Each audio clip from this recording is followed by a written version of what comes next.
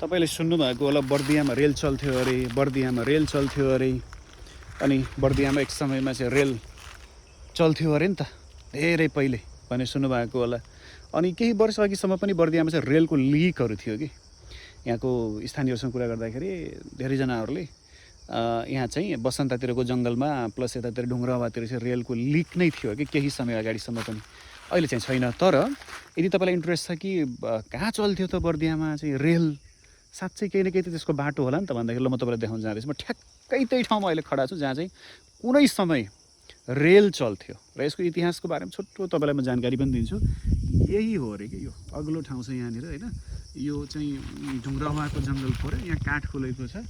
अहिले चाहिँ सालको काठहरू खुलेको हुनाले हामी यहाँ ठ्याक्कै छौँ। यहाँनिर चाहिँ यो बेलुवादेखि लिएर बेलुवा चोकदेखि माछाड चोकदेखि लिएर यता भुरी गाउँ जाने बाटो चाहिँ यो पर्यो, हाइवे नजिकै छ यहाँनिर। र यहीँबाट तपाईँले हेर्नुभयो भने नजिकै यो चाहिँ जो छ अग्लो भाग, यतापट्टि अलि होचो छ होइन, अनि यतापट्टि पनि होचो छ। तर यो जो बिचको भाग छ नि, यो चाहिँ रेलको लिक थियो अरे कि यहाँ है। यही ठाउँबाट चाहिँ रेलहरू हिँड्ने गर्थ्यो अरे एक जमानामा। अब यसको इतिहास हेर्दाखेरि चाहिँ कहिले के भयो त भन्दाखेरि जब यो भूभाग चाहिँ यो समय तपाईँलाई थाहै होला होइन। यो चाहिँ फेरि के थियो भने अब एक समयमा यो त इन्डियाको भूभाग थियो, भारतमा पर्थ्यो। ब्रिटिस जुन बेलामा चाहिँ ब्रिटिसहरू इन्डियामा शासन गर्दै थियो त्यो बेलामा त यो इन्डियामा पर्ने भूभाग हो। र उनीहरूले चाहिँ त्यतिखेर जब जङ्गबहादुर राणाले होइन 1857मा इन्डियाको विद्रोह दबाउन सहायता गरे बापत ब्रिटिसहरूले बाँके बर्दिया कैलाली र कञ्चनपुर चाहिँ फिर्ता गरिदिए नेपाललाई दिए। अब यो एक समय चाहिँ बहादुर शाहले जितेको भूमि थियो, त्यसपछि ब्रिटिसहरूले लिएका थिए। फेरि उनीहरूले चाहिँ ल यो भूभाग चाहिँ तिम्रै हो भनेर फिर्ता गरिदिएपछि अनि जङ्गबहादुरले चाहिँ त्यसपछि को पहलमा चाहिँ यहाँनिरबाट विशेष गरी यो क्षेत्र, यो जो वन छ नि, यो वन चाहिँ एकदम राम्रो यहाँनिर सालहरू पाउँछ कि।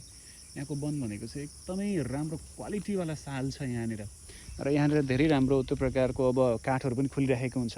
अनि यहाँको काठहरू चाहिँ बेच्ने काम गरे उनले। र अब काठ सप्लाई गर्नको लागि अब भारतमा चाहिँ ब्रिटिसहरूले रेलवे नेटवर्कहरू विस्तार गर्दै थियो। अनि त्यही क्रममा चाहिँ यहाँ पनि रेल नेटवर्क आएको थियो र यहीँबाट सालको काठहरू चाहिँ सप्लाई हुन्थ्यो। त्यसकारण कतिलाई लाग्दाखेरि मान्छे बोक्थ्यो कि क्या हो, यात्रु प्यासेन्जर बोक्नेवाला हो कि क्या हो भन्ने लाग्न सक्छ। त्यो होइन, त्यसै व्यापारको लागि विशेष गरी काठ, तराईको भूभागको काठ, बर्दियाको काठ चाहिँ र एकदम राम्रो। तपाईँ यो ठाउँमा हुनेहरूलाई थाहा छ, एकदम राम्रो यहाँ सालको काठहरू छ। यो सप्लाई गर्नको लागि खोलेको थियो। त्यसपछि पछि गएर चन्द्र शमशेरको पालामा अझै त्यो कामले तीव्रता पायो र चन्द्र शमशेरले चाहिँ सिंहदरबार बनाउनको लागि देशभरिको स्रोत चाहिँ उनले दोहन गरिराखेका थिए।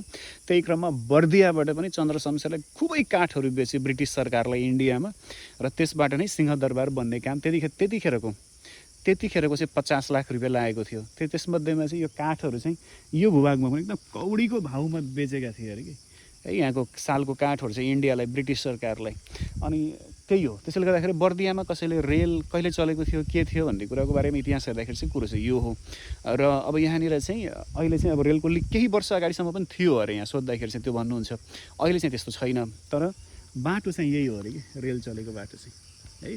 अग्लो ठाउँ छ, अझै पनि हेर्नुभयो यो मान्छे हिँड्ने बाटो होइन, यो अहिले यो चलन चल्तीको बाटो होइन, तर अग्लो छ। यतातिर हेर्नु भने होचो छ, अनि यतापट्टि पनि होचो नै छ, तर यहाँ चाहिँ अग्लो छ। किनकि यो चाहिँ रेलको लिक थियो अरे। यहाँ रेल हिँड्ने बाटो चाहिँ कुनै समयमा यही नै हो भन्ने कुरा चाहिँ आयो। सो त्यस कारण बर्दियामा रेल कहाँ थियो त भन्दाखेरि यही थियो, यहीँबाट चल्थ्यो भन्ने कुरोको बारेमा यसो हामी यहाँ आउँदाखेरि चाहिँ त्यो बुझेपछि मैले तपाईँहरूलाई यसो बताउन चाहिँ मलाई उचित लाग्यो। ल, धन्यवाद छ।